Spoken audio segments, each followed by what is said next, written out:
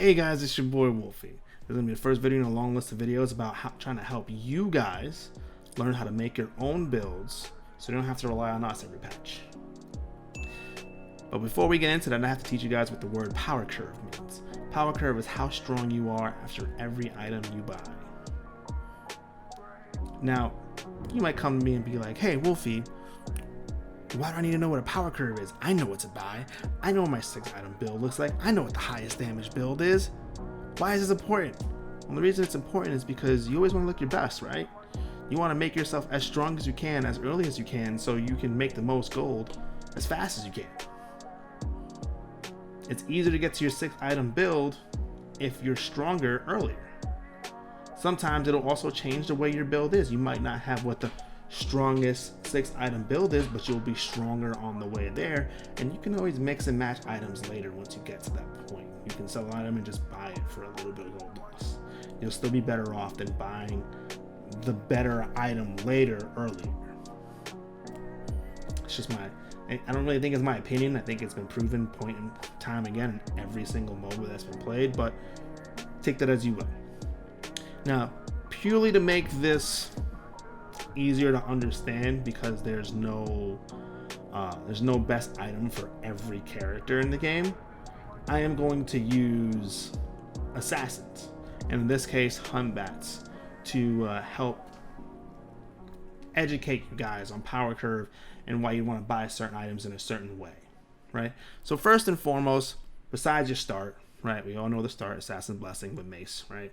So it's the highest power you can get. Obviously you want your Assassin's Blessing. This is a no-brainer. We're not that new. You guys are better than that, right? I hope so. So Assassin's Blessing, Mace, right? Now the first stat you want to go for, the most important stat, this goes for everybody, this isn't only jungle, but the most important stat is move speed. Less travel time between camps. You can actually chase characters. You can get away from other characters. You can invade safely, etc. It makes you more safe. It's a skill shot based game. You being faster means you're harder to hit. You being faster means you're harder to chase. And it helps you be the big dog on the map. It also makes you farm faster. So you want boots. You also want to be able to rotate. You want to be able to decide, hey, do I want to get this mid farm with my mid laner, or do I want to go gank dual lane? Having move speed makes that decision easier. So yeah, move speed first, most important item that you can get. It's like that for all characters. Obviously, after you get to a certain amount of move speed, you don't really need that much anymore. Boots is usually enough for most characters, not all. But on to the next item. Now the main reason you get this item is because it has penetration on it. So we're gonna go with either Jotuns, Crusher, or Brawlers. Crusher is more of an option for auto attacks in that dot. Brawlers has the most damage because it has the most penetration. Jotun's Wrath has 20% CDR. For Hun Batz, I think you want Jotuns literally every time. And the reason you want Jotuns is because that 20% CDR is so nice for Hun Batz. You want that 20% CDR more than anything else. The shorter your cooldown is on your ult, the more you get to spam your ult. I just personally, Jotun's Wrath all day, every day. Right? Now this isn't your power spike. You're actually still kind of weak on Hun Batz. All this is doing is making it so your ult is up cooldown so you can fight more. Hun Batz doesn't have the best gank until he has his ult. He doesn't have the best team fighting unless he has his ult. So this is just helping you get there. The next item is what we call your power spike. Your strongest power spike in the game that you can get. It is the point in time where you decide between you want either Erendite or you want Hydras. What's the difference, you may ask? Erendite is more expensive, but it could be considered equal to Hydras. Erendite will give you better boxing potential during your ult and better rotations because it has movement speed on it, while Hydras will make you better outside of your ult. You can either cover your weaknesses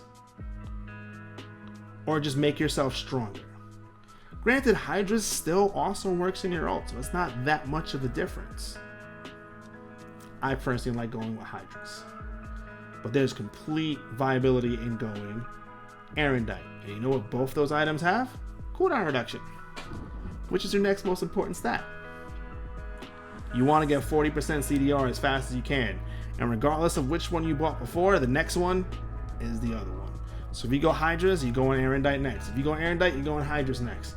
It just works with Hun Batz. At this point in time, you are the big king Hun Batz that you do whatever he wants. You ult on cooldown, you kill people. That is what you do. That is what you want to do on Hun Batz. As you can see, this is when you want to start forcing fights. This is when you're actually strongest. This is when you throw everybody off. Now, if you compare that to another character, that'd be around the time where you bought Bakasura's Hasten Katana. And all of a sudden you get to move at max movement speed with your ult and eating people up. That's what a power curve is. So next time you think of a build, next time you see a build, next time you think of what item I should get, make sure you keep your power curve in mind. I hope this video helps for anyone who didn't know what that was. And my future videos will go more in depth. Thank you guys for watching. I do appreciate it. If y'all liked it, please like the video. Please subscribe. Hit that little bell button and hit the notification. I appreciate it. We will be streaming on Twitch every night. Deuces!